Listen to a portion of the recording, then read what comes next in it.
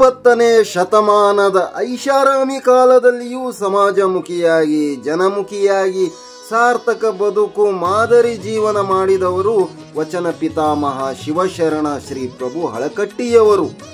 ವಿಜ್ಞಾನದ ಕಾನೂನಿನ ವಿದ್ಯಾರ್ಥಿಯಾಗಿ ಅಧ್ಯಯನ ಮಾಡಿ ತದನಂತರ ಸಂಪಾದಕರಾಗಿ ಐಷಾರಾಮಿ ಜೀವನ ಮಾಡಬಹುದಿತ್ತು ಅವರು. ಆದರೆ ಹಾಗೆ ಮಾಡಲಿಲ್ಲ.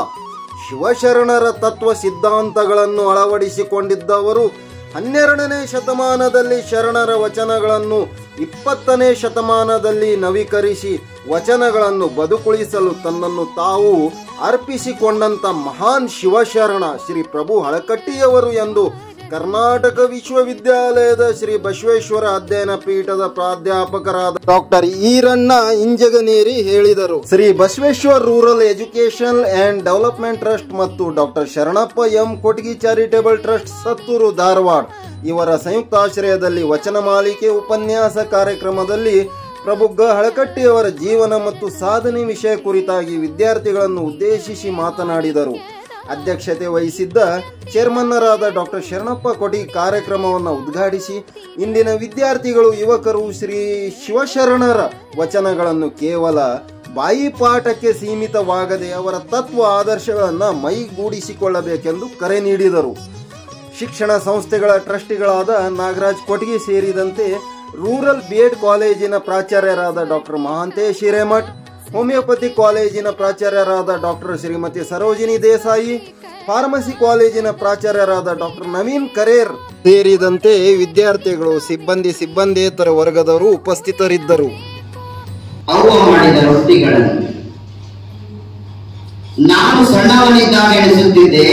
ಅವ್ವ ಮಾಡಿದ ರೊಟ್ಟಿಗಳನ್ನು, ರಂಗೋಲಿ ಚುಕ್ಕಿಗಳನ್ನು, ಬೆಳ್ಳಕ್ಕಿ ಸಾಲುಗಳನ್ನು. ನಾನೀಗ ದೊಡ್ಡವನಾಗಿದ್ದೇನೆ. ನಾನೀಗ ಎಣಿಸುತ್ತಿದ್ದೇನೆ ಗುಡೆ ಹೊರಟ ರೈತರನ್ನು, ಖಾಲಿ ಜಾಗಗಳನ್ನು, ಹೃದಯದ ಬಡಿತಗಳನ್ನು, ರಕ್ತದ ಕಲೆಗಳನ್ನು, ಬೂಟಿನ ಸದ್ದುಗಳನ್ನು.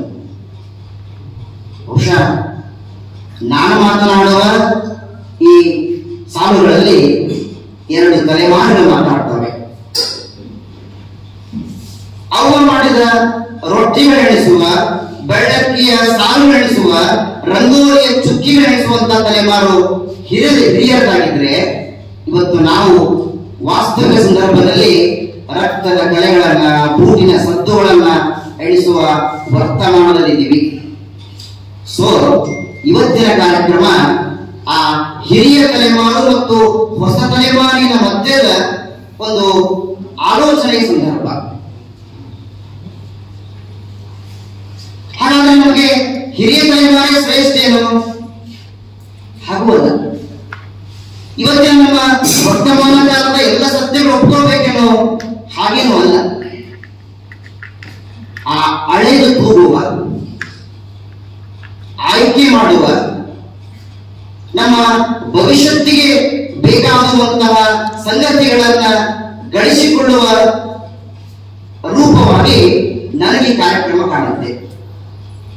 ಬಹುಶಃ ಆರಂಭದಲ್ಲಿ 2 ಪ್ರದಕ್ಷಿಣಾರ್ಥಿಗಳು ತುಂಬಾ ಚೆನ್ನಾಗಿ ಮಾತಾಡಿದ್ರು, ವಿಠಲ್ ಮತ್ತು ಜ್ಯೋತಿ.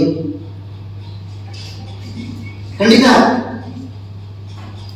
ನಾನು ಹೇಳುವ ಮಾತುಗಳು ಅವರ ಮಾತುಗಳ ಮುಂದುವರಿಕೆಯಾಗಿವೆ ಅಂತ ನಾನು ಭಾವಿಸ್ತೇನೆ. ಬಹುಶಃ ನಾವು ಪ್ರಭು ಹಳಕಟ್ಟಿಯವರನ್ನ ಅವರ ಈ ವ್ಯಕ್ತಿತ್ವವನ್ನು ಗಮನಿಸುವುದಾದ್ರೆ ಅವರನ್ನ ಜೀವಪರ ಚಿಂತಕರ ನಡೆಯಲ್ಲಿ ಅವರನ್ನಿಟ್ಟು ನಾವು ಗೌರವಿಸಬೇಕಾಗುತ್ತೆ. ಜೀವಪರ ಚಿಂತಕರು ನಿಮಗೆಲ್ಲ ಗೊತ್ತಿದೆ. ಬಡವ ಇದ್ದಾನೆ, ಶ್ರೀಮಂತ ಇದ್ದಾನೆ, ಮೇಲ್ವರ್ಗ ಕೆಳವರ್ಗ, ಹೆಣ್ಣು ಗಂಡು, ಆ ದೇಶ ಈ ದೇಶ, ಆ ರಾಜ್ಯ ಈ ರಾಜ್ಯ. ಹೌದು, ಎಲ್ಲರೊಳಗೂ ಕೂಡ ಒಂದು ಜೀವ ಇದೆ. ಇವತ್ತು ಭಾರತದ ನೆಲದಲ್ಲಿ ಒಬ್ಬ ಪ್ರಾಥಮಿಕ ಶಾಲೆಯನ್ನು ಓದುವಂತ ಒಬ್ಬ ವಿದ್ಯಾರ್ಥಿ ಏನು ಆಲೋಚನೆ ಮಾಡ್ತಿರ್ತಾನಲ್ಲ, ಅದೇ ಆಲೋಚನೆಯನ್ನ ವಿಶ್ವದ ಮತ್ತೊಂದು ಮೂಲೆಯಲ್ಲಿದ್ದಂತ ವಿದ್ಯಾರ್ಥಿನೂ ಕೂಡ ಅದೇ ವಿಚಾರ ಮಾಡ್ತಿರ್ತಾನೆ. ಅಂದ್ರೆ ಜಗತ್ತು ಒಂದೇ ಭೂಮಿಕೆಯೊಳಗಿದೆ. ಇಲ್ಲಿ ಪ್ರಾಥಮಿಕ ಶಾಲಾ ವಿದ್ಯಾರ್ಥಿ ಆಲೋಚನೆ ಮಾಡ್ತಿರೋದು, ಆ ಗಡಿ ಆಚೆ ಒಬ್ಬ ವೃದ್ಧ ಆಲೋಚನೆ ಮಾಡ್ತಿರೋದು ಸರಿ ಇರೋದಿಲ್ಲ. ಇಡೀ ಜಗತ್ತಿನಾದ್ಯಂತ ಪ್ರಾಥಮಿಕ ಶಾಲಾ ವಿದ್ಯಾರ್ಥಿಗಳ ಆಲೋಚನಾ ಮಟ್ಟ ಹೆಚ್ಚು ಕಡಿಮೆ ಸೇವೆ ಇರ್ತೈತಿ. ನಾವು ವಿಶ್ವದ ಭೂಮಿಕೆಯೊಳಗಿಂದ ಆಲೋಚನೆ ಮಾಡೋದಾದ್ರೆ, ಜಗತ್ತಿನ ಯಾವುದೇ ಪ್ರದೇಶದಲ್ಲಿದ್ದುಕೊಂಡು ಒಬ್ಬ ವ್ಯಕ್ತಿ ಮನುಕುಲದ ಪರವಾಗಿ ವಿಚಾರ ಮಾಡಿದ್ರೆ ಆತ ತನ್ನ ನೆಲದ ಮನುಕುಲ ಮಾತ್ರ ಅಲ್ಲ, ಅದು ಇಡೀ ಜಗತ್ತಿನ ಮನುಕುಲದ ಕುರಿತ ವಿಚಾರ. ಹಾಗಾಗಿ ನಮ್ಮ ಫಗು ಅಣಗಟ್ಟಿಯವರ ಚಿಂತನೆಗಳಿದಾವಲ್ಲ, ಇದು ಕೇವಲ ನಮ್ಮ ವಿಜಾಪುರಕ್ಕೆ ಮಾತ್ರ ಸೀಮಿತ ಅಲ್ಲ, ಇದು ಕರ್ನಾಟಕಕ್ಕೆ ಮಾತ್ರ ಸೀಮಿತ ಅಲ್ಲ, ಇದು ಭಾರತಕ್ಕೆ ಮಾತ್ರ ಸೀಮಿತ ಅಲ್ಲ. ಈ ಆಲೋಚನೆಗಳು ಜಗತ್ತಿನ ಜೀವಪರ ಚಿಂತನೆಗಳಾಗ್ತವೆ. ಯಾಕಂದ್ರೆ ಬೇರೆ ಬೇರೆ ಕಾಲಘಟ್ಟದಲ್ಲಿ ಬೇರೆ ಬೇರೆ ಸಂದರ್ಭದಲ್ಲಿ ಜನಿಸಿದಂತಹ ಎಲ್ಲ ಚಿಂತಕರ ಚಿಂತನೆಗಳಲ್ಲೂ ಕೂಡ ಸಮಾನವಾದ ಹೋಲಿಕೆ ಇದೆ. ಅದೇ ಸಾಧ್ಯ ಇರುತ್ತೆ. ಹಾಗೆ ಫಗು ಅಣಗಟ್ಟಿಯವರು ಮಾತಾಡ್ತಾರೆ, ನಿಮ್ಮ ನಿಮ್ಮ ಪದವಿಗಳನ್ನ ನೀವು ನಿಮ್ಮ ಕೊರಳಿಗೆ ಸುತ್ತಿಕೊಳ್ಳಿ, ನಿಮ್ಮ ನಿಮ್ಮ ಪದವಿಗಳನ್ನ ನೀವು ನಿಮ್ಮ ಹಣೆಗೆ ಸುತ್ತಿಕೊಳ್ಳಿ, ನನಗೆ ನಿಮ್ಮ ತೊತ್ತು ಸೇವೆಯೇ ಸಾಕು. ನೋಡಿ ಎಂತ ಮಾತು. ಪದವಿ ಸಿಗುತ್ತಂದ್ರೆ, ಪುರಸ್ಕಾರ ಸಿಗುತ್ತಂದ್ರೆ ಓಡೋಡಿ ಬರುವಂತಹ ಎಲ್ಲ ಕಾಲದ ಜನರ ಮಧ್ಯೆ ಅದ್ಯಾವುದು ನನಗೆ ಬೇಡ. ಈ ಬೇಡ ಅನ್ನೋದಿದೆಯಲ್ಲ, ಈ ಬೇಡ ಅನ್ನೋದೇ ಇದು ಯೋಗ. ನನಗೆ ಕೇವಲ ಬೇಕಾಗಿರೋದೇನಪ್ಪ ಅಂದ್ರೆ ನಿಮ್ಮ ಸೇವೆ. ನಿಮ್ಮ ಸೇವೆಯ ಮೂಲಕವೇ ನನ್ನ ಬದುಕನ್ನ ನಾನು ಭಾಗ್ಯವಾಗಿಸ್ಕೋತೀನಿ ಅನ್ನುವಂತ ಮಾತಿದೆಯಲ್ಲ, ಇದು ಎಲ್ಲ ಕಾಲಕ್ಕೆ ಸಲ್ಲುವಂತಹ ಒಂದು ಆಯಾಮ. ಈಗ ಆಶ್ಚರ್ಯ ಅನಿಸುತ್ತೆ. ಅಲ್ಲೇ ಕೃಷ್ಣಾರ್ಥಿ ಮಾತಾಡ್ತಾ ಹೇಳ್ತಾ ಇದ್ದ, ಅವ್ರದ್ದು ಹರಿದಂಗಿತ್ತು ಖಂಡಿತ. ಇದೇ ನಮ್ಮ ಕರ್ನಾಟಕ ವಿಶ್ವವಿದ್ಯಾಲಯಕ್ಕೆ ಗೌರವ ಡಾಕ್ಟರೇಟ್ ಪಡ್ಕೊಳ್ಳೋದಕ್ಕೆ ಫಗು ಅಣಗಟ್ಟಿ ಅವರನ್ನ ಕರೆಸಿರ್ತಾರೆ. ಕಾರ್ಯಕ್ರಮ ಮುಗಿತದೆ. ಮುಗಿದ ನಂತರ ಎಲ್ಲ ಗಣ್ಯರ ಜೊತೆಯಲ್ಲಿ ಒಂದು ಊಟದ ಕಾರ್ಯಕ್ರಮ. ಆದ್ರೆ ಫಗು ಅಣಗಟ್ಟಿ ಅವರು ತಮ್ಮ ಕೋಟ್ ಬಿಚ್ಚಿರುವುದಿಲ್ಲ. ಸಹಜವಾಗಿ ನಮ್ಮಲ್ಲಿ ಸಾಂಪ್ರದಾಯಿಕ ಪದ್ಧತಿ ಇದೆ, ಈ ಕೋಟನ್ನ ಬಿಚ್ಚಿ ಊಟ ಮಾಡಿದ್ರೆ ಸೂಕ್ತ. ಎಲ್ಲ ಗೆಸ್ಟ್ಗಳು ಅಂತ ಇರುತ್ತೆ, ಅಂದ್ರೆ ಈ ಕೋಟ್ ಬಿಚ್ಚಿ ಬಿಡಲ್ಲ, ಪರವಾಗಿ ಬಿಡ್ರಿ ಮ್ಯಾನೇಜ್ ಮಾಡ್ತಾರೆ. ಬರೀ ಬಹಳ ಹೊತ್ತಾಗಿಲ್ಲ ಕೋಟನ ಬಿಚ್ಚಿ ಅಂದಾಗ, ನಾ ಕೋಟನ ಬಿಚ್ಚಿದ್ರೆ ಒಳಗಂತ ನನಗೆ ನೀವು ಕಾಣ್ತಿದ್ರೆ ಬಿಚ್ಚಾಗುತ್ತಿಲ್ಲ ಅನ್ನುವಂಥದ್ದು. ನೋಡಿ, ಅಂದ್ರೆ ಒಂದು ಅಂಗಿಯನ್ನ ತೆಗೆದುಕೊಳ್ಳುವಷ್ಟರ ಮಟ್ಟಿಗೂ ಕೂಡ ಅವರು ಶ್ರೀಮಂತರು ಇರಲಿಲ್ಲ ಅಂತಂದ್ರ, ಶ್ರೀಮಂತರಿದ್ರು, ಆದ್ರೆ ಅವರ ಲಕ್ಷ್ಯ ಅಂಗಿ ಕಡೆ ಇರಲಿಲ್ಲ, ಅವರ ಲಕ್ಷ್ಯ ಜ್ಞಾನದ ಕಡೆ. ಅವರೇನು ಸಾಮಾನ್ಯವಾದ ವ್ಯಕ್ತಿ ಆಗಿರಲಿಲ್ಲ, ಬಾಲ್ಯದಿಂದಲೇ ಪ್ರತಿಭಾವಂತ ವ್ಯಕ್ತಿ. ರಕ್ತಗತವಾಗಿ ಸಾಹಿತ್ಯ, ಸಂಸ್ಕೃತಿ, ಭಾಷೆ, ಜ್ಞಾನ ಎಲ್ಲವೂ ಅಪ್ಪನಿಂದ ಬಡವಡೆಯಾಗಿ ಬಂದಿತ್ತು. ನಾನು ವಿದ್ಯಾರ್ಥಿಗಳು ಹೇಳಿದಾರಲ್ಲ, ಅಪಾಯಿಂಟ್ಮೆಂಟ್ ಹೇಳ್ತಾ ಇದ್ದಿಲ್ಲ, ಅವ್ರ ತಂದೆ ಯಾರು, ಯಾವ ವೃತ್ತಿ ಮಾಡ್ತಾ ಇದ್ರು ಅಂತ ಅದನ್ನೆಲ್ಲ ರಿಪೀಟ್ ಮಾಡ್ತಾ ಇಲ್ಲ. ಆದ್ರೆ ಅವ್ರು ಕೇವಲ 3 ವರ್ಷದವರಿದ್ದಾಗ ತಾಯಿಯನ್ನು ಕಳ್ಕೋಬೇಕಾಗತ್ತೆ. ಒಂದ್ ಕಡೆ ಅತ್ಯಂತ ಪ್ರಾಮಾಣಿಕ ಶಿಕ್ಷಕರಾದಂತ ಅವ್ರ ತಂದೆ ಮಗನ ಬೆಳೆಸೋದು ಹೇಗೆ ಚಾಲೆಂಜ್. ಚಿಕ್ಕ ಮಕ್ಕಳನ್ನು ಬೆಳೆಸೋದು ಎಲ್ಲ ಕಾಲದಲ್ಲೂ ಚಾಲೆಂಜ್. ಇಲ್ಲ ವಿಜ್ಞಾನ ತಂತ್ರಜ್ಞಾನ ಬಹಳ ಮುಂದುವರೆದೈತಿ, ಚಾಲೆಂಜ್ ಇಲ್ಲಪ್ಪ, ಹಾಗೇನಿಲ್ಲ. ಒಂದು ತುತ್ತು ಮಗುವಿನ ಬಾಯಿ ಹೋಗ್ಬೇಕಾಗಿತ್ತಪ್ಪ ಅಂತಂದ್ರ ನಮ್ಮ ಜ್ಞಾನದಿಂದ ಹೋಗೋದಿಲ್ಲ, ಅದರ ಮನಸ್ಥಿತಿಗೆ ಹೋಗ್ತೈತಿ. ಅದು ಬಾಯಿ ತೆಗಿಬೇಕು ಅಂತ ಮನಸ್ಸು ಮಾಡಿದ್ರೆ ಮಾತ್ರ ಅದು ಬಾಯಿ ಹೋಗುತ್ತೆ. ನೀವು ಬಹಳ ಫೋರ್ಸ್ ಮಾಡಬಹುದು, ಮತ್ತೆ ವಾಪಸ್ ರಿಪ್ಲೈ ಇರಲಿಲ್ಲ. ಇವತ್ತು 2 ಆಪ್ಷನ್ ಇದೆ, ಹಳೆ ಕಾಲದ 2 ಆಪ್ಷನ್ ಇದೆ. ಒಂದು ಶಿಕ್ಷಣ ಕಲಿ, ಇಲ್ಲ ಅಂದ್ರೆ ಸಾಲಿ ಬಿಡು. ಈ 3 ಆಪ್ಷನ್. ಶಿಕ್ಷಣ ಕಲಿ, ಸುಮ್ಕುಂದ್ರು, ಸಾಲಿ ಬಿಡು. ಈಗ ಈ ಸುಮ್ಕುಂದ್ರು ಅನ್ನುವಂತ ವ್ಯವಸ್ಥೆ ಬಹಳ ಅಂದ್ಕೊಂಡಿದ್ದಾರೆ. ಹಳೆ ಕಾಲದಲ್ಲಿ ಗೊತ್ತ ನಿಮಗೆಲ್ಲ, ಚಡಿ ಚಮಚಮ್ ಅಂದ್ರೆ, ಈಗ ಚಡಿ ಚಮಚಮ್ ಅಂದ್ರೆ ಮಾಸ್ತರ್ ಗಂಗಲ್ ಅಂತ. ಕಾರಣ ಕಾಲ ಬದಲಾಗ್ತಾ ಇದೆ. ಯಾರ ಬಗ್ಗೆ ಇಲ್ಲಿ ಅವಹೇಳನ ಮಾಡ್ತಾ ಇಲ್ಲ. ಒಬ್ಬ ಪ್ರಾಥಮಿಕ ಶಾಲಾ ವಿದ್ಯಾರ್ಥಿ ಶಿಕ್ಷಕರ ಮುಂದೆ ಕೈ ಕಟ್ಕೊಂಡು ನಿಂತ್ರೆ ಅವನ ಸ್ವಾಭಿಮಾನಕ್ಕೆ ಧಕ್ಕೆ ಬರುತ್ತೆ ಅಂತ ಮಾತನಾಡುವ ಈ ಸಂದರ್ಭದಲ್ಲಿ ಖಂಡಿತ ಮತ್ತು ನಾವು ವಿಚಾರ ಮಾಡಲೇಬೇಕಾಗ್ತದೆ. ಆಮೇಲೆ ಈ ನಮ್ಮ ಗೋಗೋಳಕಟ್ಟಿಯವರ ಬದುಕಿನ ಕ್ರಮ ಹೇಗಿತ್ತು ಅಂತಂದ್ರೆ, ಹಾಗೆ ಒಂದು ಶ್ರೀಗಂಧ ಅದು ತೆಗೆದು ತನ್ನನ್ನು ತಾನು ಸವಿಸಿಕೊಂಡು ತನ್ನ ಸುತ್ತಲಿನ ಸಮಾಜಕ್ಕೆ ಆ ಸುಗಂಧವನ್ನು ಕೊಡುತ್ತಲ್ಲ, ಹಂಗ ಈ ಬದುಕಿನುದ್ದಕ್ಕೂ ಗೋಗೋಳಕಟ್ಟಿಯವರು ತಾವು ತೆಗೆದು ಇಡೀ ಸುತ್ತಲಿನ ಸಮಾಜಕ್ಕೆ ಜ್ಞಾನದ ಸುಗಂಧವನ್ನು ಹರಡುವಂತೆ ಮಾಡಿದಂಥವರು. ಅವರ ಸಾಧನೆ ಬಗ್ಗೆ ಹೇಳ್ತಾರೆ, ನಿಮಗೆಲ್ಲ ಗೊತ್ತಿದೆ. 12ನೇ ಶತಮಾನದಲ್ಲಿ ಕಲ್ಯಾಣ ಕ್ರಾಂತಿ ಆಯಿತು ಅಂತ. ಯಾಕಾಯಿತು ನಮಗೆಲ್ಲ ಗೊತ್ತಿರುವಂತಹ ವಿಷಯನೇ. ಅವತ್ತು ಎಲ್ಲ ಶಿವಶರಣರನ್ನ ಕಗ್ಗೊಲೆ ಮಾಡೋದಕ್ಕೆ, ರಕ್ತಪಾತ ಮಾಡೋದಕ್ಕೆ ರಾಜರ ಒಂದು ಸೈನ್ಯ ಬಂತು. ಶಿವಶರಣರು ತಮ್ಮ ಪ್ರಾಣವನ್ನ ಉಳಿಸಿಕೊಳ್ಳೋದಕ್ಕೆ ವಚನದ ಕಟ್ಟುಗಳು ತೆಗೆದು ಕಾಡು ಮೇಡೆಲ್ಲ ಹೋದ್ರು, ಅಥವಾ ನಮ್ಗೆ ಗೊತ್ತಿರೋರ ಲಿಂಗಾಯತರ ಮನೆಯಲ್ಲಿ ಅದನ್ನ ಸಂಗ್ರಹಿಸಿಟ್ರು.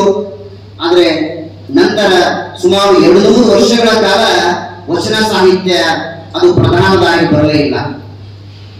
ನೋಡಿ, 200 ವರ್ಷಗಳ ಕಾಲ ಅದು ದೇವರ ಮನೆಯಲ್ಲಿ ಪೂಜಿಸಲ್ಪಡ್ತಾ ಇತ್ತು. ಆದ್ರೆ ಪೂಜಿಸುವವರಿಗೆ ತಾವೇನು ಪೂಜಿಸ್ತಾ ಇದ್ದೀವಿ ಅನ್ನೋದು ಅರಿವಿರಲಿಲ್ಲ. ಇವತ್ತು ಇಲ್ಲ, ಮತ್ತೆ ಬೇರೆ.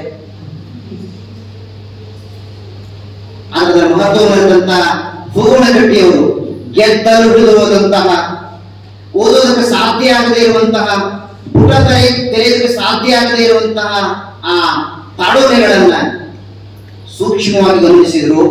ಆದ್ರೆ ಒಂದು ಮಾತನ್ನು ಸರಿಪಡಿಸ್ತೀನಿ, ನಮ್ಮ ವಚನಗಳು ಹಳೆಗನ್ನಡದಲ್ಲಿ ಇರಲಿಲ್ಲ. ಆಗಲೇ ಪ್ರದರ್ಶನಾಗ್ತಿರುವ ಸಂದರ್ಭದಲ್ಲಿ ಅವು ಬಹಳಷ್ಟು ಹಳೆಗನ್ನಡದಲ್ಲಿ ಇದ್ದು ಅಂತ ನಮ್ಮ ವಚನ ಸಾಹಿತ್ಯ ಇದು ಪ್ರಾರಂಭ ಆಗಿದ್ದೆ ಇದು ಸಂಸ್ಕೃತದ ವಿರೋಧಿಯಾಗಿ, ಜನರ ಪರವಾಗಿ, ಜನರಾಡುವ ಮಾತಿನೊಳಗೆ ಆ ವಚನಗಳು ಓದಿದ್ರೆ ಜನಕ್ಕೆ ಅರ್ಥ ಆಗಿಬಿಡ್ತಿದ್ದು. ಆದ್ರೆ ಇದು ದೊಡ್ಡ ಚಾಲೆಂಜ್ ಏನಪ್ಪಾ ಅಂದ್ರ, 100 ವರ್ಷಗಳ ಹಿಂದಿನ ಸಾಹಿತ್ಯವನ್ನ ನೋಡಿದ್ರೆ ಅವು ಸ್ಪಷ್ಟವಾಗಿ ಕಾಣ್ತಿರ್ಲಿಲ್ಲ. ನಂತರದವರೆಲ್ಲ ತಮ್ಮ ಕೋಚಿದಂಗ ವಚನಗಳನ್ನ ಸೇರಿಸ್ಕೊಂತ ಹೊಂಟ್ರು. ಮನುಷ್ಯನ ಸ್ವಭಾವವೇ ಹಾಗಾಗಿ ಯಾವುದು ಮೂಲ, ಯಾವುದು ಸೇರ್ಕೊಂಡಿದ್ದು, ಯಾವುದು ವಚನಕಾರರ ನಿಜವಾದ ವಚನ, ಯಾವುದು ಆ ಕೃತ್ರಿಮ ವಚನ ಅನ್ನುವಂತಹ ಒಂದು ಶೋಧನೆ ಖಂಡಿತ ಬೇಕಾಗಿತ್ತು. ಮತ್ತು ಹಾಗೆ ನೋಡಿದ್ರೆ ನಮ್ಮ ಗೋಗೋಳಕಟ್ಟಿಯವರು ಮೂಲತಃ ವಚನವನ್ನು ಓದಿಕೊಂಡಂತವರಲ್ಲ. ಅದಕ್ಕೆ ನಮ್ಮ ಗೋಗೋಳಕಟ್ಟಿಯವರಿಗೆ ಕರ್ನಾಟಕದ ಮ್ಯಾಕ್ಸ್ ಮುಲ್ಲರ್ ಅಂತ ಕರೀತಾರೆ. ಯಾಕೆ? ಮ್ಯಾಕ್ಸ್ ಮುಲ್ಲರ್ ಜರ್ಮನ್ ದೇಶದವರು.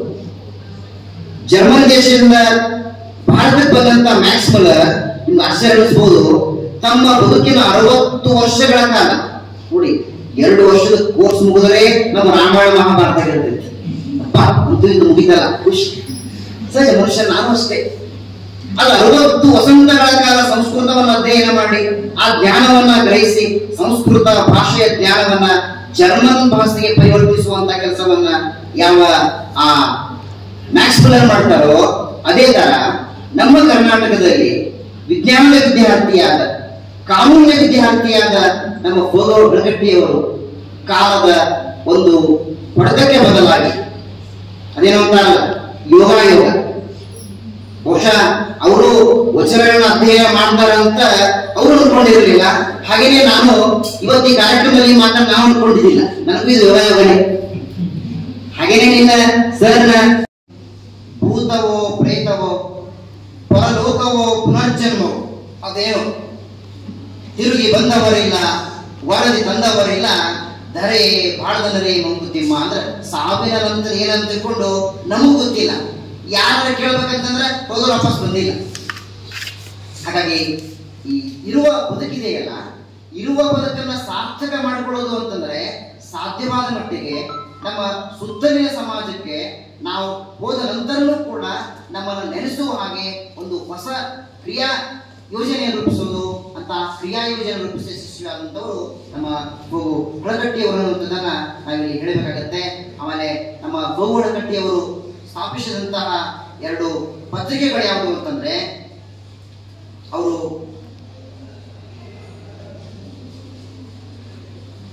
ಶಿವಾನುಭವ ಮತ್ತು ನವ ಕರ್ನಾಟಕ ಅನ್ನುವಂತಹ ಪತ್ರಿಕೆಯನ್ನು ಆರಂಭಿಸಿದರು. ಬಹುಶಃ ನೋಡಿ, ಭೂಗೋಳ ಕಟ್ಟಿಯವರು ಕೇವಲ ವಚನಗಳನ್ನು ಶೋಧಿಸಿ ಬಿಟ್ಟಿದ್ರಷ್ಟೇ ಅವರು ಇಷ್ಟು ದೊಡ್ಡ ಪ್ರಮಾಣ ಸಾಧ್ಯ ಆಗ್ತಿರಲಿಲ್ಲ. ಒಂದು ಕೆಲಸಕ್ಕೆ ಪ್ರಾಮಾಣಿಕ ಪ್ರಯತ್ನವನ್ನ ಮಾಡಿದಾಗ ಆ ನಮ್ಮ ಪ್ರಾಮಾಣಿಕ ಪ್ರಯತ್ನಕ್ಕೆ ನಮ್ಮ ಸಮಾಜ ಕೂಡ ಬೆಂಬಲ ಕೊಡ್ತೈತಿ. ಆದ್ರೆ ನಮ್ಮ ಪ್ರಯತ್ನ ಪ್ರಾಮಾಣಿಕ ಆಗಿರ್ಬೇಕಷ್ಟೇ. ಇವರು ಶಿವಾನುಭವ ಪತ್ರಿಕೆಯನ್ನು ಪ್ರಾರಂಭಿಸಿದಾಗ ನಾಡಿನ ಮೂಲೆ ಮೂಲೆಯಲ್ಲಿರುವಂತಹ ವಿದ್ವತ್ ಜನರೆಲ್ಲ ಲೇಖನಗಳನ್ನು ಬರೆದರು. ಇವತ್ತೆಲ್ಲ ಅವಾಗೆಲ್ಲ ಮೊಬೈಲ್ ಇರಲಿಲ್ಲ.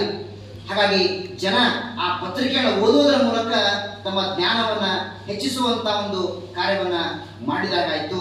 ಜೊತೆಗೆ ಅವರು ಈ ಧಾರವಾಡ ಮತ್ತು ಬೆಳಗಾವಿಯಲ್ಲಿ ಕೂಡ ಕೆಲಸ ಮಾಡೋ ಸಂದರ್ಭದಲ್ಲಿ ಅವರು ವಕೀಲರಾದಾಗ ಅವರ ಬದುಕಿನ ಒಂದು ವಿಶೇಷ ತಿರುವು ಏನಪ್ಪಾ ಅಂತಂದ್ರೆ, ಸಾಮಾನ್ಯವಾಗಿ ಯಾರು ವಕೀಲರಿದ್ರೆ ಬೇಜಾರು ಮಾಡ್ಕೋಬೇಡ್ರಿ, ನಾನು ಗಂಟೆ ಹೇಳ್ತೀನಿ. ವಕೀಲರು ಸಾಮಾನ್ಯವಾಗಿ ತಮ್ಮ ಕ್ಲೈಂಟ್ ಇಂದ ಹೆಚ್ಚು ಹಣ ಬರಲಿ ಅಂತ ಅಪೇಕ್ಷೆ ಪಡ್ತಾರೆ, ಸಹಜ.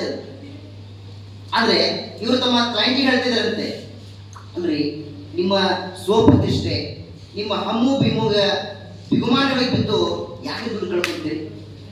ಇವತ್ತು ಭಾರತದ ದೇಶದಲ್ಲಿ ಎಷ್ಟೋ ಜನ ಶ್ರೀಮಂತರು ತಮ್ಮ ಜಾತಿ, ಧರ್ಮ, ಸ್ವಾಭಿಮಾನಕ್ಕೆ ಆಗಿ ಅಂಜಿನಕ್ಕೆ ಕೋರ್ಟಿಗೆ ಹೋಗಿ ಅವರು ಬೀದಿ ಪಾಲದ ಹೊರಗಿಡದ.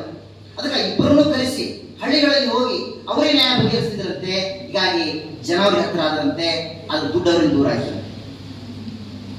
ಜನ ಮತ್ತು ದುಡ್ಡು, ಅವರು ದುಡ್ಡನ್ನು ಬೆಳೆಸಿದ್ರೆ ಜನ ಸಿಗ್ತಿರ್ಲಿಲ್ಲ ಅವ್ರಿಗೆ. ಅವ್ರು ಯಾವತ್ತೂ ದುಡ್ಡಿನ ಬೆನ್ನತ್ತಿಲ್ಲ. ಯಾಕಂದ್ರೆ ಅವ್ರು ಮನಸ್ಸು ಮಾಡಿದ್ರೆ ವಕೀಲಿ ವೃತ್ತಿಯನ್ನು ಕಲ್ತಂತವ್ರು ಸಾಕಷ್ಟು ದುಡ್ಡು ಮಾಡಿ ಲಕ್ಸುರಿಯಸ್ ಲೈಫ್ ಕಳಿಬಹುದಾಗಿತ್ತು, ಆಪ್ಷನ್ಸ್ ಇತ್ತವ್ರಿಗೆ. ಆದ್ರೆ ಯಾಕೋ ಆ ಲಕ್ಸುರಿಯಸ್ ಲೈಫ್ ಅವ್ರಿಗೆ ಭಾಳ ಸಣ್ಣ ಅನಿಸ್ತು. ಅವ್ರಿಗೆ ಯಾವ್ದು ನಿಜವಾಗ್ಲೂ ಲಕ್ಸುರಿಯಸ್ ಲೈಫ್ ಅನಿಸ್ತಪ್ಪ ಅಂದ್ರ, ಇಡೀ ತಮ್ಮ ಬದುಕಿನ ತುಂಬಾ ವಚನಗಳನ್ನ ಶೋಧನೆ ಮಾಡೋದೇ ಲಕ್ಸುರಿಯಸ್ ಲೈಫ್. ಅಂದ್ರೆ ಈ ಮುರಿದು ಕಟ್ಟುವ ಪ್ರಕ್ರಿಯೆ ಇದೆಯಲ್ಲ, ನಿಜವಾದ ಸಾಧಕ ಯಾವತ್ತೂ ಸಂಪ್ರದಾಯ ವಿರೋಧಿಸ್ತಾನೆ, ಮುರಿದು ಕಟ್ತಾನೆ. ಏನ್ ಮುರಿದು ಕಟ್ಟೋದು ಅಂತಂದ್ರೆ, ನಿಮ್ಗೆ ಗೊತ್ತಿದೆ, ವಚನ ಸಾಹಿತ್ಯದೊಳಗೆ ಒಂದು ಮಾತು ಬರುತ್ತೆ, ಕಾಗೆಗಳು ಮಲಮೂತ್ರ ಮಾಡುವ ದೇವಸ್ಥಾನದ ಕಳಸಗಳಿಗಿಂತಲೂ ಶರಣರ ಪಾದವೆಗಳೇ ಶ್ರೇಷ್ಠ. ನೋಡಿ ಎಂತ ಕಾನ್ಸೆಪ್ಟ್ ಇದು, ಮುರಿದು ಕಟ್ಟುವ ಪ್ರಕ್ರಿಯೆ. ಅವತ್ತಿನ ಕಾಲದಲ್ಲಿ ದೇವಸ್ಥಾನ ಬಹಳ ಮುಖ್ಯ, ದೇವಸ್ಥಾನದ ಕಳಸ ಬಹಳ ಮುಖ್ಯ ಅಂತ ನಂಬಿದಂತ ಆ ಜನಮಾನಸಕ್ಕೆ ವಚನಕಾರ ಏನ್ ಮಾಡಿದ್ರು, ದೇವಸ್ಥಾನದ ಕಳಸ ಗ್ರೇಟರ್ ದೆನ್ ಶರಣರ ಪಾದ. ಮುರಿದು ಕಟ್ಟುವ ಪ್ರಕ್ರಿಯೆ ಇದೆಯಲ್ಲ. ಹಾಗೆ ನಮ್ಮ ಭೂಗೋಳ ಕಟ್ಟಿಯವರು ಅವತ್ತಿನ ಜನಮನದಲ್ಲಿರುವಂತಹ ಒಂದು ಲಕ್ಸುರಿಯಸ್ ಲೈಫ್ ಅಂತ ಯಾವುದು ಅಂದ್ರೆ, ಯಾವುದು ಮನುಷ್ಯ ತನ್ನ ಮನಸ್ಸು ಇಚ್ಛೆ ಪಟ್ಟಂತ ಕೆಲಸ ಮಾಡ್ತಾನಲ್ಲ, ಅದೇ ಲಕ್ಸುರಿಯಸ್ ಲೈಫ್. ಇಡೀ ಇತಿಹಾಸ ಪುಟದಲ್ಲಿ ಅಪ್ಪನ ಮಾತು ಕೇಳಿದವರು, ಮಾಸ್ತರ್ ಮಾತು ಕೇಳಿದವರು, ದೊಡ್ಡವರ ಮಾತು ಕೇಳಿದವರು ಉದ್ಧಾರ ಆಗಿದ್ದಕ್ಕಿಂತಲೂ ತಮ್ಮ ಮನಸ್ಸಿನ ಮಾತನ್ನು ಯಾರು ಕೇಳಿದಾರಲ್ಲ ಅವ್ರು ಬಹಳ ಎತ್ತರ ಕೇಳಿದ್ದಾರೆ. ಒಂದು ಗಣನೀಯ ಮಾತು. ಹೀಗೆ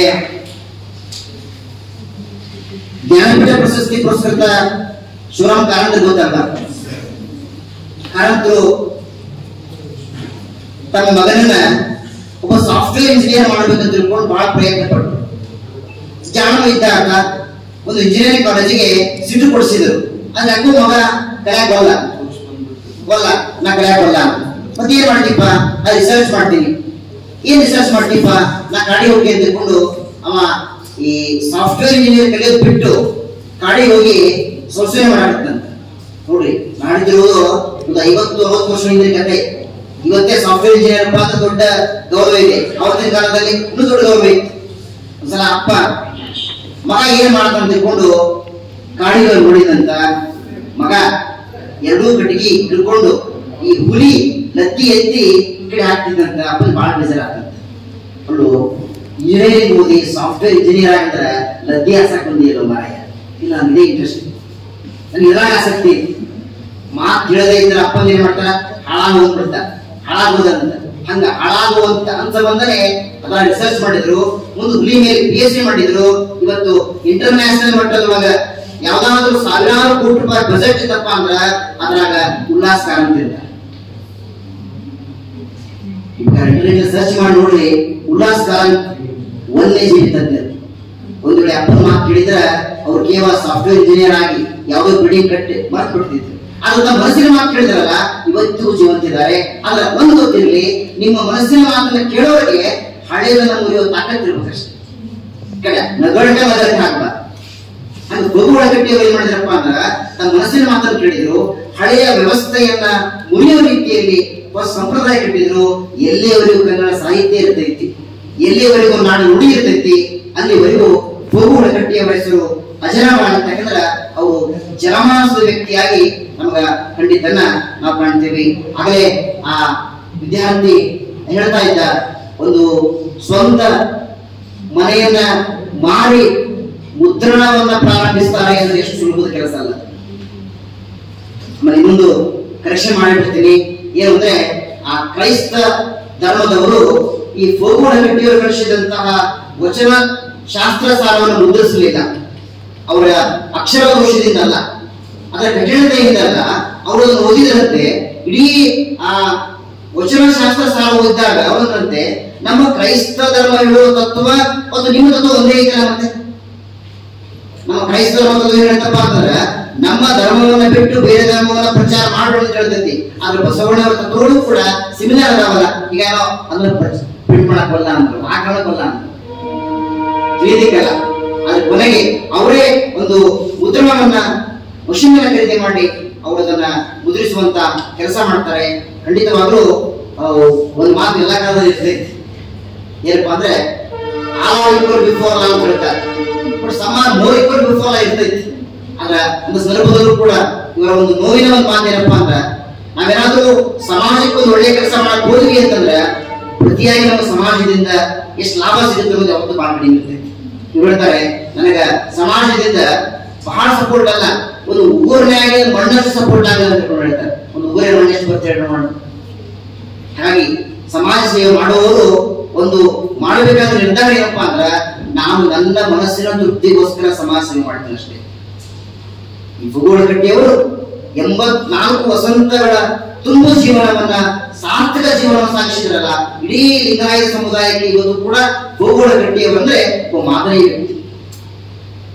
ಅವರು ನಿರ್ವಹಿಸಿದಂತ ಹುದ್ದೆಗಳು, ಮಾಡಿದಂತ ಕೆಲಸಗಳು ಇಡೀ ಜೀವಮಾನ ಇರುವವರೆಗೂ ಕೂಡ ನಾವು ನೆನೆಸಬೇಕಾಗುತ್ತೆ. ಇವತ್ತು ವಿಜಯಪುರದಲ್ಲಿ BID ಸಂಸ್ಥೆ ಇದೆ. ಆ BID ಸಂಸ್ಥೆಯವರು ಇವತ್ತು ನೀನು ಕಾರ್ಯಕ್ರಮ ಮಾಡ್ತಿದ್ದಾರೆ. ಯಾವ ಕಾರ್ಯಕ್ರಮ? ಭೂಗೋಳಗಟ್ಟಿಯವರ ಕಾರ್ಯಕ್ರಮ. ಅದನ್ನು ಸ್ಥಾಪಿಸಿದಂತ ಭೂಗೋಳಗಟ್ಟಿ. ಅಲ್ಲಿ ಸಿದ್ದೇಶ್ವರ ಹೈಸ್ಕೂಲ್ ಇದೆ, ಆಮೇಲೆ ಸಿದ್ದೇಶ್ವರ ಸರ್ಕಾರಿ ಸಂಘ ಇದೆ, ಆಮೇಲೆ ಇವರು ಸಾಕಷ್ಟು ಸಂಸ್ಥೆಗಳಲ್ಲಿ ಕೆಲಸ ಮಾಡಿದ್ರು. ಹಾಗಾಗಿ ಇವರ ಸಾಧನೆ ಎಷ್ಟರ ಮಟ್ಟಿಗಿತ್ತು ಅಂತಂದ್ರೆ, ಒಂದು ಮಾತಾಡ್ತಾರೆ, ನಮ್ಮ ಕರ್ನಾಟಕ ವಿಶ್ವವಿದ್ಯಾಲಯ ಸ್ಥಾಪನೆ ಆಗೋದಕ್ಕೂ ಕೂಡ ನಮ್ಮ ಭೂಗೋಳಗಟ್ಟಿಯವ್ರ ಕಾರಣ. ಅದೊಂದು ಬೇಜಾರ ಸಂಗತಿ ಏನಪ್ಪಾ ಅಂದ್ರೆ, ನಮ್ಮ ಕರ್ನಾಟಕ ವಿಶ್ವವಿದ್ಯಾಲಯ ಸ್ಥಾಪನೆ ಆಗುವಾಗ ಇವರು ಬಹಳ ದೊಡ್ಡ ಕೆಲಸ ನಡೆದಿದ್ರಂತೆ. ಏನ್ ಕೆಲಸಪ್ಪ ಅಂದ್ರ, ನಮ್ಮ ಕರ್ನಾಟಕ ವಿಶ್ವವಿದ್ಯಾಲಯ ಇದೆಯಲ್ಲ, ಇದು ಇಂಗ್ಲೆಂಡಿನ ಮ್ಯಾಂಚೆಸ್ಟರ್ ವಿಶ್ವವಿದ್ಯಾಲಯಕ್ಕೆ ಸಮನಾಗಿ ಬೆಳಿಬೇಕು ಅಂತ.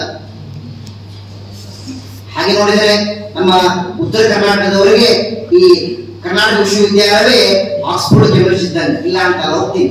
ಆದ್ರೆ ಇವ್ರ ಕೆಲಸ ಮುಂದುವರೆದಿತ್ತಂತೆ. ಆ ಇಂಗ್ಲೆಂಡಿನ ಮ್ಯಾಂಚೆಸ್ಟರ್ ವಿಶ್ವವಿದ್ಯಾಲಯ ಇದೆಯಲ್ಲ, ಅದು ಸಾವಿರಾರು ವಿದ್ಯಾರ್ಥಿಗಳಿಗೆ ಕೈಗಾರಿಕೋದ್ಯಮವನ್ನು ಸ್ಥಾಪನೆ ಮಾಡೋದಕ್ಕೆ ವಿದ್ಯಾದಾನ ಮಾಡಿದೆ, ಸಪೋರ್ಟ್ ಮಾಡಿದೆ ಒಂದು ಕಡೆ. ಇನ್ನೊಂದು ಕಡೆ ವಿಜ್ಞಾನ ಕ್ಷೇತ್ರದಲ್ಲೂ ಕೂಡ ಗಣನೀಯ ಸಾಧನೆ ಮಾಡಿದೆ. ಆದ್ರೆ ಇವರು ಅನ್ಕೊಂಡಷ್ಟು ಕೈಗಾರಿಕೆ ಮತ್ತು ವಿಜ್ಞಾನ ಕ್ಷೇತ್ರದಲ್ಲಿ ನಮ್ಮ ಕರ್ನಾಟಕ ವಿಶ್ವವಿದ್ಯಾಲಯ ಸಾಧನೆ ಮಾಡಿಲ್ಲ ಅನ್ನುವಂಥದ್ದನ್ನ ನಾವು ಒಪ್ಪಲೇಬೇಕಾಗುತ್ತೆ. ಅವರು ಇಡೀ ತಮ್ಮ ಬದುಕಿನುದ್ದಕ್ಕೂ ಎಲ್ಲ ಸಾಧನೆ ಮಾಡಿದ್ದು ದೈಹಿಕವಾಗಿ ಅನೇಕ ನ್ಯೂನತೆಯಿಂದ ಬಳಲಿದ್ರು. ಅವರಿಗೆ ಕರುಳಿನ ಸಮಸ್ಯೆ ಇತ್ತು, ಶಸ್ತ್ರಚಿಕಿತ್ಸೆ ಆಗಿತ್ತು, 5-6 ತಿಂಗಳ ಕಾಲ ಮುಡ್ಕೊಂಡು ಒಂದೇ ಕಡೆ ಪುರ ಪ್ರಸಂಗ ಬಂತು, ತಮ್ಮ ಪ್ರೀತಿ ಹಿರಿಮಗನನ್ನ ಕಳ್ಕೊಳ್ಳೋ ಪ್ರಸಂಗ ಬಂತು. ಯಾವ ಸಮಸ್ಯೆಗಳಿಗೂ ಅದು ಯಾವತ್ತೂ ಎದೆಗುಂದಲಿಲ್ಲ. ಅಂದ್ರ ಹಿಡಿದ ಕೆಲಸವನ್ನ ಒಬ್ಬ ಹಠಯೋಗಿಯಂತೆ ಮುಗಿಸುವ ಆ ಛಲ ಅವರಲ್ಲಿತ್ತು. ಆ ಕಾರಣಕ್ಕೋಸ್ಕರನೇ ಅವರು ಇವತ್ತಿಗೂ ಜನಮಾತು ಹೇಳಿದ್ದಾರೆ. ಕೊನೆ ಮಾತು ಅವರು ಹೇಳಿದ್ದೇನಪ್ಪ ಅಂದ್ರೆ, ಯಾವ ವ್ಯಕ್ತಿ ಸಮಾಜಕ್ಕೆ ಉಪಯೋಗವಾಗುವಂತಹ ರಚನಾತ್ಮಕ ಕೆಲಸವನ್ನ ಪ್ರಾಮಾಣಿಕವಾಗಿ ಮಾಡ್ತಾನೆ, ಅವನ ದೇಹದ ಆರೋಗ್ಯ ಮತ್ತು ಮಾನಸಿಕ ಆರೋಗ್ಯ ವೃದ್ಧಿಸುತ್ತೆ ಹೊರತಾಗಿ ಯಾವತ್ತೂ ಕಡಿಮೆ ಆಗೋದಿಲ್ಲ. ಅಂತ ಕೆಲಸಗಳನ್ನ ನೀವು ಮಾಡ್ರಿ ಅನ್ನುವಂತ ದೊಡ್ಡ ಸಂದೇಶವನ್ನ ಸಮಾಜಕ್ಕೆ ಕೊಟ್ಟು ಹೋದಂತ ಅವರಿಗೆ ನಾನು ಮತ್ತೊಮ್ಮೆ ನಮಸ್ತಾ ಅತ್ಯಂತ ಕಡಿಮೆ ಅವಧಿಯಲ್ಲಿ ಈ ಕಾರ್ಯಕ್ರಮವನ್ನ ಅಚ್ಚುಕಟ್ಟಾಗಿ ನಿರ್ವಹಿಸಿ ಬಹಳ ಪ್ರೀತಿಯಿಂದ ನಮ್ಗೆ ಇಲ್ಲಿ ಆಮಂತ್ರಿಸಿ ಮುಖ್ಯ ಅತಿಥಿ ಸ್ಥಾನವನ್ನು ಕೊಟ್ಟು ಮಾತಾಡಿ ಅವಕಾಶ ಕೊಟ್ಟಂತ ಎಲ್ಲ ಹಿರಿಯರಿಗೂ ನನ್ನ ಮಾತನ್ನು ಸಹಿಸಿಕೊಂಡಂತ ತಮಗೂ ಮತ್ತೊಮ್ಮೆ ಮೊದಲು ವಹಿಸ್ಕೊಳ್ತಾ ನನ್ನ ಮಾತು ಮುಗಿಸ್ತೀನಿ. ಆದ್ರೆ ಹಿಂದೆ ಮುಂದೆ ನೋಡಿದ್ರೆ BMC ಅವರು ಬಂದು ಅವ್ರ ಪಕ್ಕದಲ್ಲೇ ಕುಂತ್ಬಿಡ್ತಾರೆ, ನೆಲದ ಮೇಲೆ ಕುಂತ್ಬಿಡ್ತಾರ. ಫಕೀರಪ್ಪ ಅವ್ರು ಅನ್ಸುತ್ತೆ, ಸರ್ ನಾನು ನಿಮ್ಗೆ ಏನು ಮಾಡಕ್ ಆಗ್ತಿಲ್ಲ ಅಂತ, ನೀವ್ ಏನ್ ಮಾಡ್ಬೇಕಾಗಿದ್ರಲ್ಲ ಮಾಡ್ಬಿಟ್ಟಿದ್ದೀರಿ, ನೀವೇನ್ ಮಾಡೋದಿಲ್ಲ ಅಂತೇಳಿ BMC ಕಟ್ಟೆಯವರು ಅವ್ರು ಹೇಳ್ತಾರೆ. ಆಗ ಅವರವ್ರ ಮಧ್ಯೆ ಸಂಭಾಷಣೆ ನಡೆಯುತ್ತೆ. ಸಂಭಾಷಣೆ ನಡೆದ ಮೇಲೆ BMC ಅವರು ಅವರಿಗೆ ನಿಮ್ಗೆ ಏನಾದ್ರು ಸಹಾಯ ಬೇಕಾದ್ರೆ ಕೇಳಿ, ನಾವು ನಿಮ್ ಜೊತೆ ಇರ್ತೀವಿ ಅಂತ ಹೇಳ್ತಾರೆ. ಆದ್ರೆ ತಮ್ಮ ಕೊನೆಯ ವಿಷಯದವರೆಗೂ ಫಕೀರಪ್ಪನವರು ಯಾರ ಹತ್ರನೂ ಸಹಾಯ ಕೇಳಿಲ್ಲ. ತಮಗೆ ಬಂದಿರತಕ್ಕಂಥ ಸಾಧನೆ ಪದಕಗಳನ್ನೇ ಮಾರಾಟ ಮಾಡಿ ತಮ್ಮ ಮುದ್ರೆಗಳನ್ನು ಸೃಷ್ಟಿಸ್ತಾರೆ. ಇವತ್ತು ನಾವು ವಚನಗಾರರಿಗೆ ಎಷ್ಟು ಮರ್ಯಾದೆ ಕೊಡ್ತೀವೋ ಅಷ್ಟೇ ಮರ್ಯಾದೆಯನ್ನ ಗೌರವವನ್ನ ಫಕೀರಪ್ಪ ಪಕ್ಕು ಹಳಕಟ್ಟಿಯವರಿಗೆ ಕೊಡಬೇಕು. ಯಾಕಂದ್ರೆ ಆ ವಚನಗಳನ್ನ ರಚಿಸಿದ್ದು ಮಹಾನ್ ಸರ್ವಜ್ಞರು ಬಸವಣ್ಣವರು ಎಲ್ಲರೂ ಆಗಿರ್ಬಹುದು. ಆದ್ರೆ ಅವ್ರಿಗೆ ನಿಜವಾದ ಜೀವವನ್ನ ಕೊಟ್ಟು ಪ್ರಪಂಚಕ್ಕೆ ಪರಿಚಯಿಸಿದಂತ ಏಕೈಕ ವಚನ ಪಿತಾಮಹ ಯಾರಾದ್ರೆ ಅವರ ಫಕೀರಪ್ಪ ಅಂತ ಹೇಳೋಕೆ ನನಗೆ ಖುಷಿ ಆಗುತ್ತೆ. ಹಾಗೆ ಇವರು ವಚನವನ್ನು ಮಾಡ್ಬೇಕಾದ್ರೆ ಎಷ್ಟು ಕಷ್ಟಪಟ್ಟಿದ್ರು, ಎಷ್ಟು ಇದು ಮಾಡಿದ್ರು ಅನ್ನೋದನ್ನ ನಾವು ಮರಿಬಾರ್ದು. ಇವತ್ತು ವಚನಗಳನ್ನ ನಾವು ಓದ್ತಾ ಇದ್ದೀವಿ, ಅದರ ಆಧ್ಯಾತ್ಮಿಕತೆ ನೈತಿಕ ಮೌಲ್ಯವನ್ನು ನಾವು ಪಡ್ಕೋತಾ ಇದ್ದೀವಿ ಅಂದ್ರೆ ಅದರ ಫಕೀರಪ್ಪನವರ ಪಾತ್ರ ತುಂಬಾ ದೊಡ್ಡದಾಗಿದೆ. ಹಾಗೆ ವಚನ ಪ್ರತಿಗಳ ಮೌಲ್ಯವನ್ನ ಎಲ್ಲಿವರೆಗೂ ಇದು ಮಾಡಿದ್ರು ಅಂದ್ರೆ ಮುಂಬೈವರೆಗೂ ಕೂಡ ಓದಿದ್ರು. ತಾವು ಎಲ್ಲಿ ಹೋಗ್ತಾರೋ ಎಲ್ಲ ವಚನಗಳು ಓದಿದ್ರು, ವಚನಗಳ ಪ್ರಚಾರವನ್ನೇ ಮಾಡ್ತಿದ್ರು. ಬಟ್ ಎಲ್ಲೂ ಕೂಡ ಹೇಳ್ಕೊಂಡಿರ್ಲಿಲ್ಲ. ಯಾಕಂದ್ರೆ ಎಲ್ಲಿ ನಾವು ವಚನಗಳನ್ನು ಕೀಳಾಗಿ ಓದಿರ್ತಾರೆ. ಯಾಕಂದ್ರೆ ಅದ್ರ ಮಹತ್ವವನ್ನು ಜನರಿಗೆ ತೋರಿಸ್ಬೇಕು. ಯಾಕಂದ್ರೆ ಆಗಿನ ಕಾಲದ ವಚನಗಳು ಲಿಪಿ ಅಷ್ಟು ಇದು ಇರಲಿಲ್ಲ, ಕೆಲವು ಲಿಪಿಗಳು ತಿಳಿತಾನೆ ಇರಲಿಲ್ಲ. ಅವುಗಳನ್ನ ಕಷ್ಟಪಟ್ಟು ಓದಿ ಫಕೀರಪ್ಪನವರು ಮಾಡಿದ್ದಾರೆ. ಈ ಒಂದು ಸಾಧನೆಯನ್ನು ನಾವು ಯಾವತ್ತು ಕನ್ನಡಿಗ ಅವರು ಮರಿಬಾರದು. ಯಾಕಂದ್ರೆ ಕನ್ನಡ ಸಾಹಿತ್ಯದ ಕೊಡುಗೆ ಏನು ಅಂತ ಕೇಳಿದಾಗ ನಾವು ಕನ್ನಡ ಹಿಡಿದುಕೊಂಡು ಹೇಳೋ ವಚನಗಳು ಅಷ್ಟೇ. ಇತ್ತೀಚೆಗೆ ಕುವೆಂಪು ಅವರ 1967 ಮೇಲೆ ಕುವೆಂಪು ದರಾಬೇಂದ್ರೆ ಎಲ್ಲ ಕವಿಗಳು ಬಂದರು. ಅದಕ್ಕಿಂತ ಮುಂಚೆನೆ ಕನ್ನಡ ಸಾಹಿತ್ಯ ಕೊಡುಗೆ ಏನಂದ್ರೆ ಇದು ಕೂಡ ನಾವು ಕನ್ನಡ ಸಾಹಿತ್ಯದಲ್ಲಿ ಹಳೆಯದ ಕೊಡುಗೆಗಳು ಯಾವಂತಂದ್ರೆ ವಚನಗಳಂತಾನೆ ಹೇಳ್ತೀವಿ, ವಚನಗಳಂತಾನೆ ಹೇಳ್ತೀವಿ. ಹಾಗೆ ಇವರ ಸಾಧನೆಯನ್ನು ನಾವೆಲ್ಲರೂ ಸ್ಮರಿಸಬೇಕು. ಹಾಗೆ ವಚನಗಳನ್ನ ಪ್ರತಿಯೊಬ್ಬರು ಕನ್ನಡಿಗರು ಗೌರವಿಸುವ ಮೂಲಕ ಅದರ ನೈತಿಕ ಮೌಲ್ಯಗಳನ್ನು ನಮ್ಮಲ್ಲಿ ಅಳವಡಿಸಿಕೊಳ್ಬೇಕು. ಹಾಗೆ ಅವರು ಮಾಡಿರ್ತಕ್ಕಂಥ ವಚನಗಳ ಸಂಗ್ರಹಗಳನ್ನು ನಾವೆಲ್ಲರೂ ಇನ್ನೂ ಕೂಡ ಗೌರವಿಸಿ ಅವುಗಳಿಗೆ ಮೌಲ್ಯ ಇನ್ನೂ ಜಾಸ್ತಿ ಬರುವ ಹಾಗೆ ಮಾಡಬೇಕಾಗಿದ್ದು ನಮ್ಮ ಕನ್ನಡಿಗರ ಕರ್ತವ್ಯವಾಗಿದೆ. ಅಷ್ಟೇ ಯಾಕೆ ಈ ವಚನಗಳ ಮೌಲ್ಯವನ್ನ ನಮ್ಮಲ್ಲಿ ಕೂಡ ಅಳವಡಿಸಿಕೊಡೋದು ಕೂಡ ತುಂಬಾ ಮುಖ್ಯವಾಗಿದೆ ಅಂತ ಹೇಳ್ತಾ ನನ್ನೆರಡು ಮಾತುಗಳನ್ನು ಮುಗಿಸ್ತೀನಿ. ಜೈ ಜೈ. ವೇದಿಕೆ ಮೇಲೆ ಹಾಗೂ ವೇದಿಕೆಯ ಮುಂಭಾಗದಲ್ಲಿ ಆಸೀನರಾಗಿರ್ತಕ್ಕಂಥ ನನ್ನ ಎಲ್ಲ ಗುರುವೃಂದಕ್ಕೂ ನನ್ನ ನಮಸ್ಕಾರಗಳನ್ನ ತಿಳಿಸ್ತೀನಿ. ವಚನ ಸಾಹಿತ್ಯದ ಪಿತಾಮಹರಾಗಿರ್ತಕ್ಕಂಥ ಪ್ರಭು ಹಳಕಟ್ಟಿಯವರು ಫಕೀರಪ್ಪ ಗುರುಬಸಪ್ಪ ಹಳಕಟ್ಟಿ. ಗುರುಬಸಪ್ಪನವರು ಏನಾಗಿದ್ರು ಮುಂಚಿತವಾಗಿ ಈಗಾಗಲೇ ತಿಳಿಸಿಕೊಟ್ರು. ನಮ್ಮ ಸಹಪಾಠಿ ಆಗಿರ್ತಕ್ಕಂಥ ವಿಠಲ್ ಅವರು ಸಂಪೂರ್ಣವಾಗಿ ಏನ್ ಮಾಡಿದ್ರು, ಅವರ ಜೀವನವನ್ನ ಹೇಳ್ಕೊಟ್ರು. ಅವರು ತಮ್ಮ ಸಾಹಿತ್ಯವನ್ನ ವಚನ ಅಂತಕ್ಕಂಥ ಅರ್ಥವನ್ನ ನಮಗೆ ಹೇಳಿಕೆ ಬಯಸ್ತೀವಿ. ವಚನ ಅಂತಂದ್ರೇನು, ಮಾತು ಅಂತ ಹೇಳ್ತೀವಿ. ಈ ಮಾತಿಗೆ ಅನುಗುಣವಾಗಿ ಏನು ಭಾಷೆಯನ್ನ ಕೊಟ್ಟಿರ್ತೀವಲ್ಲ, ಭಾಷೆ ಅಂದ್ರೆ ಪ್ರಮಾಣ ಅಂತ ಹೇಳ್ತೀವಿ. ಆ ಪ್ರಮಾಣವನ್ನ ಮಾಡಿರ್ತಕ್ಕಂಥದ್ದನ್ನ ನಮ್ಮ ಜೀವನದಲ್ಲಿ ನಿತ್ಯ ಜೀವನದಲ್ಲಿ ಅಳವಡಿಸ್ಕೊಂಡು ಹೋಗ್ತಕ್ಕಂಥದ್ದನ್ನ ವಚನ ಅಂತ ಕರಿತೀವಿ. ಈ ವಚನಗಳನ್ನ ಸಾಧು ಸಂತರು ಶರಣರು ಏನ್ ಮಾಡಿದ್ರು, ತಮ್ಮ ಒಂದು ಜೀವನದಲ್ಲಿ ಸಂಸ್ಕೃತಿಯನ್ನ ಬೆಳೆಸಲಿಕ್ಕೆ ಅಂತ ಹೇಳಿ, ಆಧ್ಯಾತ್ಮಿಕತೆಯನ್ನ ಬೆಳೆಸಲಿಕ್ಕೆ ಅಂತ ಏನ್ ಮಾಡಿದ್ರು, ರಚನೆಯನ್ನ ಮಾಡಿದ್ರು. ಅದನ್ನ ಜಾನಪದ ಅಂತ ಹೇಳ್ತೀವಿ. ವಚನ ಅಂತ ಅಂದ್ರೆ ಜಾನಪದ ಅಂತ ಹೇಳ್ತೀವಿ. ಆ ಜಾನಪದ ಶೈಲಿಯಲ್ಲಿ ಇರ್ತಕ್ಕಂಥ ಆ ಒಂದು ಸಾಹಿತ್ಯವನ್ನ ಒಂದು ಬರವಣಿಗೆ ರೂಪದಲ್ಲಿ ಇಟ್ಕೊಂಡು ಬಂದವರು ಯಾರು ಅಂತಂದ್ರೆ ಪ್ರಭು ಹಳಕಟ್ಟಿಯವರು ಅಂತ ಹೇಳ್ತಾರೆ. ಈ ಪ್ರಭು ಹಳಕಟ್ಟಿಯವರು ಕನ್ನಡ ಸಾಹಿತ್ಯದ ಕ್ಷೇತ್ರದಲ್ಲಿ ಅಷ್ಟೇ ಅಲ್ಲ, ಈ ವಚನ ಸಾಹಿತ್ಯದ ಪಿತಾಮಹ ಅಂತ ಅವರು ಕರಿಬೇಕು ಅಂತ ಮುಖ್ಯ ಉದ್ದೇಶ ಏನು ಅಂತಂದ್ರೆ, ಕನ್ನಡ ಸಾಹಿತ್ಯದ ಬಹಿರಂಗವಾಗಿ ಪಡಿಸಿರುವಂತಹ ಮುಖ್ಯ ಉದ್ದೇಶವನ್ನ ಇಟ್ಕೊಂಡಿರ್ತಕ್ಕಂಥ ಪ್ರಭು ಹಳಕಟ್ಟಿಯವರು ಕನ್ನಡ ಸಾಹಿತ್ಯದಲ್ಲಿ ವಚನಗಳ ಸಂಗ್ರಹವನ್ನ ಹೆಚ್ಚಾಗಿ ಮಾಡ್ತಾ ಹೋದ್ರು. ಅವರ ನಡೆದು ಬಂದ ಜೀವನ ವಚನ ಸಂಗ್ರಹವನ್ನ ಮಾಡ್ಲಿಕ್ಕೆ ಅವರು ತಮ್ಮ ಆಸ್ತಿಯನ್ನು ಕೂಡ ಕಳ್ಕೊಂಡ್ರು ಅಂತಕ್ಕಂಥದ್ದು ನಾವು ಈಗಾಗಲೇ ತಿಳ್ಕೊಂಡಿದ್ವಿ. ಹಾಗೆ ಶಿವಾನಂದ ಮಹಾಚಾರ್ಯರು ಏನ್ ಮಾಡಿದ್ರು ಅಂತಂದ್ರೆ, ಒಂದು ಸಭೆಯನ್ನ ಕರೆದು ಅವರ ಒಂದು ಸಾಲವನ್ನ ಅಂದ್ರೆ ಶರಣರು ಸಾಲಗಾರರಾಗಿ ಸಾಯಬಾರ್ದು ಅಂತಕ್ಕಂಥ ಒಂದು ಮುಖ್ಯ ಉದ್ದೇಶದಿಂದ ಏನ್ ಮಾಡಿದ್ರು, ಅತಿಥಿಯಾಗಿ ಅವರನ್ನ ಕರೆದ್ರು. ಆ ಶಿವಾನಂದ ಮಹಾಚಾರ್ಯರು ಏನ್ ಮಾಡಿದ್ರು ಅಂತಂದ್ರ ತಮ್ಮ ಮಠದಲ್ಲಿ ಇರ್ತಕ್ಕಂಥ ಒಂದು ಬಂಗಾರದ ಪದಕವನ್ನ ತೆಗೆದುಕೊಂಡು ಬಂದು ಅವರಿಗೆ ಏನ್ ಮಾಡಿದ್ರು, ಗೌರವವನ್ನ ಸಲ್ಲಿಸಿದ್ರು. ಅಂದ್ರೆ KCC ಬ್ಯಾಂಕಿನಲ್ಲಿ ಏನ್ ಮಾಡಿದ್ರು, ವಚನ ಸಾಹಿತ್ಯಕ್ಕಾಗಿ ಅವರು ತಮ್ಮ ಮನೆಯನ್ನು ಕೂಡ ಅಡ ಇಟ್ಟಿದ್ರು. ಅಂದ್ರೆ ಸಾಲಗಾರರಾಗಿದ್ರು. ಆ ಸಾಲವನ್ನ ಅವರು ಮರುಪಾವತಿ ಮಾಡಬೇಕು ಅಂತಕ್ಕಂಥ ಒಂದು ಉದ್ದೇಶದಿಂದ ಏನ್ ಮಾಡಿದ್ರು ಅಂತಂದ್ರ ಒಂದು ಬಂಗಾರದ ಪದಕವನ್ನ ನೀಡಿದ್ರು. ಯಾರಿಗೆ? ಫಗು ಹಳಕಟ್ಟಿ ಅವರಿಗೆ. ಅವಾಗ ನೀಡಿದಾಗ ಮಹಾಚಾರ್ಯರು ಅಂದ್ರೆ ಶಿವಾನಂದ ಮಹಾಸ್ವಾಮಿಗಳು ಒಂದು ಮಾತು ಹೇಳ್ತಾರ. ಏನ್ ಹೇಳ್ತಾರ ಅಂತಂದ್ರೆ, ಇದು ಗೌರವವಾಗಿ ಕೊಟ್ಟಿರ್ತಕ್ಕಂತ ಈ ಪದಕವನ್ನ ಈ ಪೂಜನೀಯ ಭಾವದಿಂದ ನಿನ್ ಹತ್ರನ ಇಟ್ಕೊಳಕ್ ಹೋಗ್ಬೇಡಪ್ಪ. ಇದನ್ನ ಏನ್ ಮಾಡು, ಮಾರಾಟವನ್ನ ಮಾಡಿ ನಿನ್ನ ಸಾಲವನ್ನ ತೀರಿಸ್ಕೊ. ಯಾಕಂತಂದ್ರ ಎಲ್ಲ ಸಾಧು ಸತ್ಪುರುಷರ ಆಧ್ಯಾತ್ಮಿಕತೆಯ ಒಂದು ಸಾಧನ ಆಗಿರ್ತಕ್ಕಂತ ಆ ವಚನ ಸಾಹಿತ್ಯವನ್ನ ನೀ ಏನ್ ಮಾಡಿದಿ, ಸಂಗ್ರಹ ಮಾಡಿದಿ. ಅದಕ್ಕಾಗಿ ನೀ ಸಾಲ ಮಾಡಿ ಸಾಯ್ತಕ್ಕಂತ ಉದ್ದೇಶ ನಮ್ಗೆ ಯಾರು ಇಲ್ಲ. ಸಾಲಗಾರ ಶರಣರು ಸಾಲಗಾರರಾಗಿ ಸಾಯೋದು ನನಗಿಷ್ಟ ಇಲ್ಲ. ಸಾಲಗಾರರಾಗಿ ಸಾಯಬಾರ್ದು, ಮಹಾನ್ ವ್ಯಕ್ತಿಯಾಗಿ ಉತ್ತಮ ಜೀವನವನ್ನ ಹುಡುಕಾಗಿರ್ಬೇಕು ಅಂತಕ್ಕಂಥ ಉದ್ದೇಶವನ್ನ ಆ ಮಹಾಸ್ವಾಮಿಗಳು ಕೂಡ ಪ್ರಸ್ತುತಪಡಿಸ್ತಾರೆ. 50ಕ್ಕಿಂತ ಹೆಚ್ಚು ಅಂದ್ರೆ 250 ವಚನಕಾರರ ಸಂಗ್ರಹವನ್ನ ಏನ್ ಮಾಡ್ತಾ ಹೋದ್ರು, ನಮ್ಮ ಒಂದು ಸಾಹಿತ್ಯ ಅಂದ್ರೆ ಫಗು ಹಳಕಟ್ಟಿ ಅವರು ಮಾಡ್ತಾ ಹೋದ್ರು. ಹಾಗಾದ್ರೆ ಈ ಫಗು ಹಳಕಟ್ಟಿ ಅವರು ಕನ್ನಡದಲ್ಲಿ ಅಷ್ಟೇ ಅಲ್ಲ, ಇಂಗ್ಲಿಷ್ಗೂ ಕೂಡ ಏನ್ ಮಾಡಿದ್ರು, ತರ್ಜುಮೆಯನ್ನ ಮಾಡಿ ಏನ್ ಮಾಡಿದ್ರು, ಎನ್ನುವ ಸಂಸ್ಕೃತಿ ನಮ್ಮದು, ಅತಿಥಿ ದೇವೋಭವ ಎನ್ನುವ ಸಂಸ್ಕೃತಿ ನಮ್ಮದು. ಅದಕ್ಕನುಗುಣವಾಗಿ ನಮ್ಮ ಕಡೆಗೆ ಹೋಗೊಟ್ಟು ತಮ್ಮ ಕೆಲಸವನ್ನು ಬಿಟ್ಟು ಕಾರ್ಯಕ್ರಮ ತಮ್ಮದೆಂದು ಪ್ರೀತಿಯನ್ನು ಆಗಮಿಸಿದ ಕಾರ್ಯಕ್ರಮದ ಯಶಸ್ವಿಗೆ ಕಾರಣಕರ್ತರಾದ ಎಲ್ಲರಿಗೂ ಧನ್ಯವಾದಗಳು ಸಲ್ಲಿಸಲು ಹೇಳಲು ಬರೆದಿದ್ದಾರೆ. ಶಿಕ್ಷಣಾಧಿಯಾದ ವಿದ್ಯಾಶ್ರೀ ದೇವರಮಣಿ ಅವರು.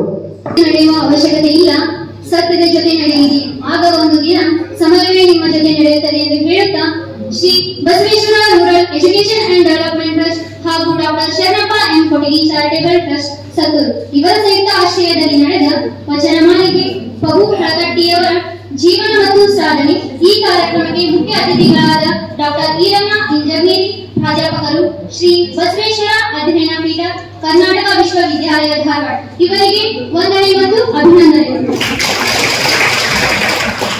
ಅದೇ ರೀತಿಯಾಗಿ ಈ ಕಾರ್ಯಕ್ರಮದ ಅಧ್ಯಕ್ಷತೆಯನ್ನು ವಹಿಸಿದಂತ doctor Sharanappa M Kotagi, Shri Basaveshwara rural education and development trust ಇವರಿಗೂ ಕೂಡ ವಂದನೆ ಮತ್ತು ಅಭಿನಂದನೆಗಳು. ಅದೇ ರೀತಿಯಾಗಿ ನಮ್ಮ ನಿಮ್ಮ ನೆಚ್ಚಿನ ಡಾಕ್ಟರ್ ಮಹಾಂತೇಶ್ ಹಿರೇಮಠ್ ಪ್ರಾಚಾರ್ಯರು, ರೂರಲ್ BED ಕಾಲೇಜ್ ಧಾರವಾಡ ಇವರಿಗೂ ಕೂಡ ವಂದನೆ ಮತ್ತು ಅಭಿನಂದನೆ. ಅದೇ ರೀತಿಯಾಗಿ ಈ ಕಾರ್ಯಕ್ರಮದ ಉಪಸ್ಥಿತಿಯಲ್ಲಿರುವ ಬೋಧಕ ಹಾಗೂ ಬೋಧಕೇತರ ಸಿಬ್ಬಂದಿ ವರ್ಗದವರಿಗೂ ವಂದನೆ ಮತ್ತು ಅಭಿನಂದನೆಗಳು. ಅದೇ ರೀತಿಯಾಗಿ ಈ ಕಾರ್ಯಕ್ರಮದ ಕೇಂದ್ರ ಬಿಂದುಗಳಾಗಿರುವಂತಹ ಪ್ರಶಿಕ್ಷಣಾರ್ಥಿಗಳಿಗೂ ಕೂಡ ವಂದನೆ ಮತ್ತು ಅಭಿನಂದನೆಗಳು. ನನ್ನ ಆಸೆಯನ್ನು ನೆರವೇರಿಸಲು ಅನುಮಾನಿಕೊಟ್ಟಂತಹ ನಿಮ್ಮೆಲ್ಲರಿಗೂ ಧನ್ಯವಾದಗಳು. ಶರಣಪ್ಪ ಕೊಟಗಿ ಚಾರಿಟೇಬಲ್ ಟ್ರಸ್ಟ್ ವತಿಯಿಂದ ನಡೆಯುತ್ತಿರುವ ಇಂದಿನ ವಚನ ಮಾಲಿಕೆಯ ವಿಶೇಷ ಮುಖ್ಯ ಅತಿಥಿಗಳಾಗಮಿಸಿದಂತ ಧಾರವಾಡದ ಕರ್ನಾಟಕ ವಿಶ್ವವಿದ್ಯಾಲಯದ ಪ್ರಾಧ್ಯಾಪಕರಾದ ಮಾನ್ಯ ಶ್ರೀ ಡಾಕ್ಟರ್ ಈರಣ್ಣ ಇಂಜಗೇರಿಯವರೇ, ಈ ಒಂದು ವಚನ ಮಾಲಿಕೆಯ ಸಮಾರಂಭದಲ್ಲಿ ಉಪಸ್ಥಿತರಿರುವ ರೂರಲ್ BEd ಕಾಲೇಜ್ ಹಾಗೂ BH MAd ಕಾಲೇಜಿನ ಪ್ರಾಚಾರ್ಯರು, ಆತ್ಮೀಯರಾದ ಡಾಕ್ಟರ್ ಮಹಾಂತೇಶ್ ಹಿರೇಮಠ ಅವರು, ನಾನು ನಿನ್ನೆ ಯಾವುದೇ ಒಂದು ಬೇರೆ ಕೆಲಸಕ್ಕೆ ಡಾಕ್ಟರ್ ಈರಣ್ಣ ಅವರು ನನ್ನ ಹತ್ರ ಬಂದರು. ಮಾತಾಡ್ತಾ ನಮ್ಮ ಸಂಸ್ಥೆಯಲ್ಲಿ ಶುಕ್ರವಾರ ದಿನ ವಾರಕ್ಕೊಂದ್ಸರಿ ನಾವು ಉಪನ್ಯಾಸ ಮಾಡಲಿಕ್ಕೆ ಮಾಡ್ತೀವಿ. ವಿದ್ಯಾರ್ಥಿಗಳ ಜ್ಞಾನಾರ್ಜನೆಗಾಗಿ ಈ ಒಂದು ಉಪನ್ಯಾಸ ಯಾವ್ದು ಮಾಡ್ಬೇಕು ಕೇಳಿ ನಾನು ಹೇಳಿದೆ, ವಚನ ಪಿತಾಮಹ ಡಾಕ್ಟರ್ ಫಗು ಹಳಕಟ್ಟಿ ಅವರು ಉಪನ್ಯಾಸ ಮಾಡಿದ್ದಾರೆ. ಆಯ್ತು, ಪೂರ್ತಿ ಒಂದಿನ ಆಗಿಸಕರು ಈ ಉಪನ್ಯಾಸ ಮಾಲೆಯಲ್ಲಿ ಶಿಸ್ತಿನಿಂದ ಪಾಲ್ಗೊಂಡಿದ್ದೀವಿ. ಇದರ ಸದುಪಯೋಗ ನಿಮ್ಮದಾಗಲಿ ಅಂತ ಹೇಳಿ ನನ್ನ ಇಬ್ಬರು ಪ್ರಶಿಕ್ಷಣ ವಿದ್ಯಾರ್ಥಿಗಳು ಬಹಳ ಚೆನ್ನಾಗಿ ಮಾತಾಡಿದ್ದಾರೆ. ಎಲ್ಲರಿಗೂ ಮತ್ತೊಮ್ಮೆ ಕೃತಜ್ಞತೆ ಖುಷಿ ನನ್ನ ಮಾತು ಗುರು ಜಯ ಹಿಂದ್ ಜಯ ಕರ್ನಾಟಕ.